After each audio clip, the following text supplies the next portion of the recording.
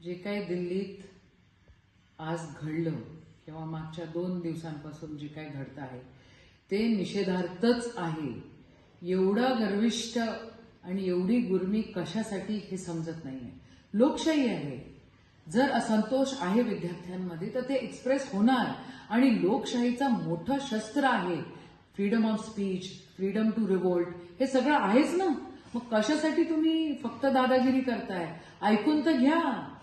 ज्या वेळेला अण्णा हजारे साहेब उपोषणाला बसले होते त्यावेळेला खुद्द मनमोहन सिंग साहेब तिथं जाऊन त्यांचं उपोषण सोडलं होतं. आदरणीय सोनियाजी त्या ठिकाणी होत्या. ज्या वेळेला सोनम वांगचुकचे वडील तिथे उपोषणाला बसलेले होते लडाखमध्ये, खुद्द स्वतः इंदिराजी पंतप्रधान असताना स्पेशल हेलिकॉप्टर घेऊन की स्पेशल फ्लाईट घेऊन गेल्या, त्यांचं उपोषण सोडलं. अरे पोरांचं जर तुम्ही ऐकणार नाही, विद्यार्थ्यांचं जर तुम्हाला काहीच काळजी नाही आणि तुम्हाला जर स्वतःच्याच मनाने सगळं करायचं असेल तर मग या देशाचं भवितव्य एकदम अंधारात आहे असंच म्हणावं लागेल. निषेध आहे. आज ज्या प्रकारे तुम्ही सगळ्यांना उचललं, काल ज्या प्रकारे तुम्ही सगळ्यांवर लाठीचार्ज केला, जे इंग्रजांनी केलं ते आत्ताचं भाजपचं सरकार, मोदी सरकार करताय, याचा निषेधच.